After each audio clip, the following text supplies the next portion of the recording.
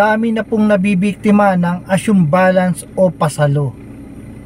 Nananawagan na po ako sa mga nabibiktima na hanggat maaari mag-comment po kayo sa baba para maging babala dun sa ating mga kababayan na nag-iisip na ipasalo pa ang kanilang sasakyan o kaya bibili kayo ng pasalo.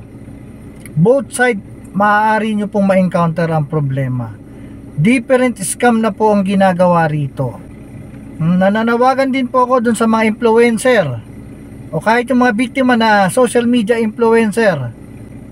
Tulungan nyo ako na magbigay ng impormasyon sa mga kababayan natin, no? Ipakalat natin yung mga ganitong video para maiwasan na natin na may mabibiktima pa. Hindi naman ako kontra dyan sa pasalo o assume balance, pero hanggat maaari limitahan lang po natin doon sa mga kamag-anak, kaibigan o kapatid na mapagkakatiwalaan ninyo.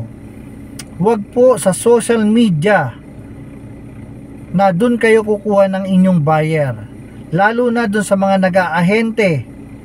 Huwag po kayong basta-basta magtitiwala dahil iiwanan kayo niyan once na magkaroon na po ng malaking problema. Araw-araw marami pong dumudulog sa aking Facebook fan page. Naaawa ako sa mga nagiging biktima.